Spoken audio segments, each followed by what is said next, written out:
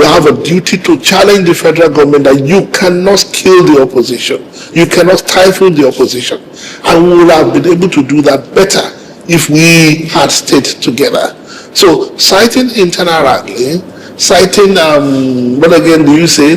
That was the toxic political environment. So the toxicity is a matter of perception. I don't know what he refers to as toxicity or the toxic political environment. That's not toxic political environment. And I can tell you, let me tell you something today that most people don't know. I've said this thing in another interview, but I'm going to say this particular one.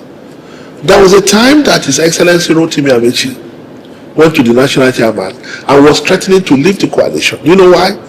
He felt that the chairman was pampering Peter Obi, that he was conceding everything to Peter Obi. I had two deputies. One of them was brought by Peter Obi.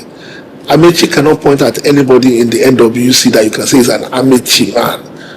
I doubt if Atiku can say, okay, this is my person that I nominated. The national organizing secretary was Peter Obi man. And by the way, before His Excellency Peter Obi joined the coalition, you had other people like Osita Chidoka, the former Minister of Aviation, in the coalition, working very hard for the coalition building. He was hoping to be the national organizing secretary. But when Peter Obi came, in order to bring him, to give him a sense of belonging and everything, that's how we lost Osita Chidoka. You know, because we now gave that position to Peter Obi to nominate, you know. And there are so many other people within the party system, within the party structure that he nominated. Apart from, so other people were like, why are you giving this man this so much concern? Because we recognize that politics is a game of addition. And the more people we're able to lock in, and if we have to make some concession that is not going to kill anybody, then we have to make those concessions. And that's why we did. So if anybody should be complaining of toxic environment or marginalization within the party, no, I don't think His Excellency Peter Obi, given what I know to be the truth. I think they left, because that was the second leg of your question, why did they leave? I think they left because they probably yielded to the propaganda that ADC is an Atiku party. They probably yielded to that propaganda, which is not true. It has no basis in reality. There's no one who understands the inner workings of ADC today that can make that claim. So they felt that if they had stayed and fight for ticket, they probably would have lost out one way or the other. So they had to find accommodation. So, but we're building a coalition. A coalition means there are contending interests that the leadership will have to balance. Because if the ticket had gone to Atiku Abubakar, he will still need a Peter Obi. He will still need a Rotimi Amechi. He will still need other people. If he had gone to Peter Obi, he will still need an Atiku Abubakar. He will still need an Amechi. He will still need other people as well. So in a coalition, interests have to be carefully balanced and people have to be protected as much as possible. But I think His Excellency Peter Obi, I don't think he enjoys that kind of politics. I think the kind of politics that give him comfort is that who guarantees for him, even before he steps in, that he will get the ticket without contest. I think that's the kind of politics that's suitable for him or that he loves. But that is not a problem. So I think the NDC provides that kind of opportunity in a way that ADC could not have provided. Nobody in ADC, not even the national chairman David Mark, could guarantee the ticket to anybody at any level. He has always repeatedly maintained that we will guarantee a fair, a level playing ground. But to say, okay, don't worry, I'll give you the ticket for the chairman, or I'll give you the ticket. No, ADC is not that kind of party. No, ADC is not that kind of party.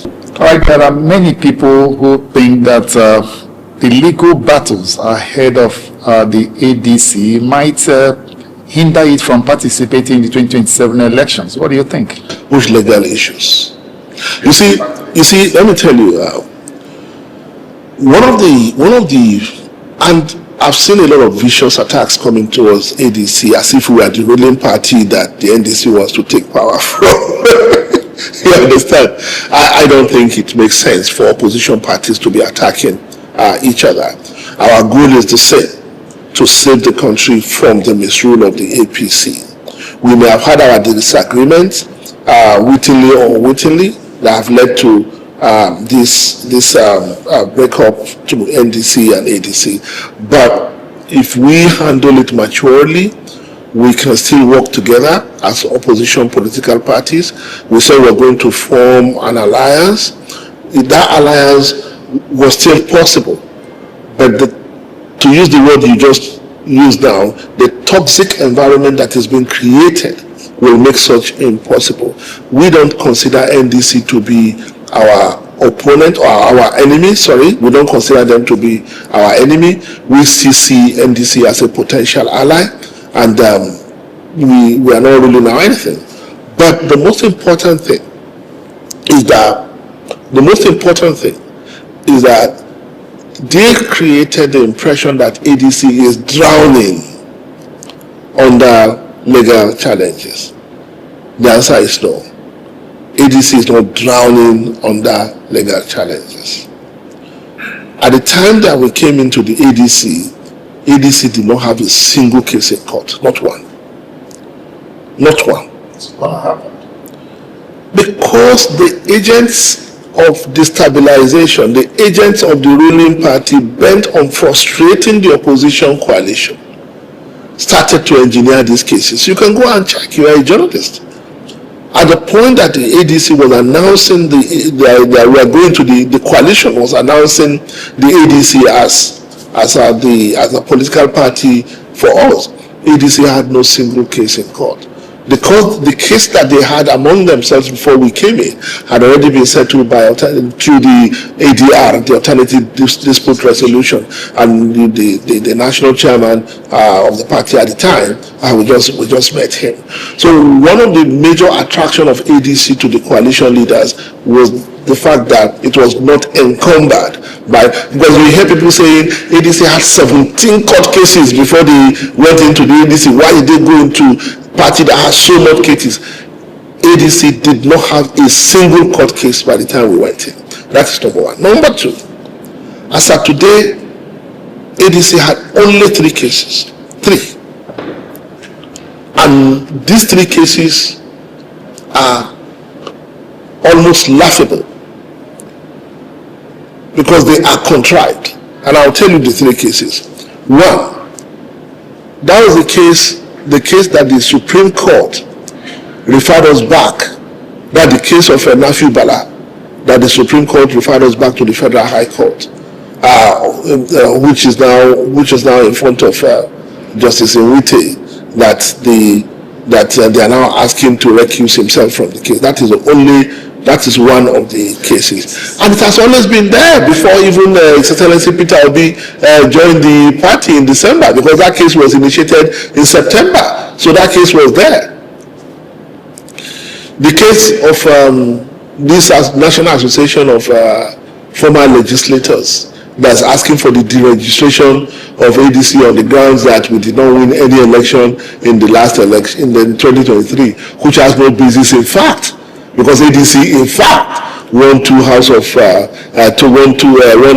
of Representatives in Kogi, 1 House of Assembly, and INEC has testified to that publicly, that ADC met all registration requirements, and there was no basis to ask for the deregistration of the ADC.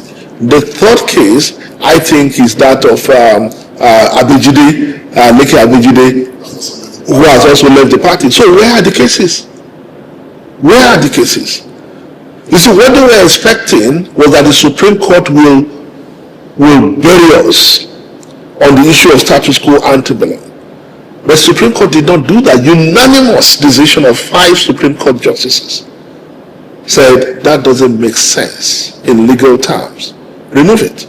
And INEC complied immediately by restoring the legislation. Today, there is no encumbrance in the leadership of the African Democratic Congress, ADC.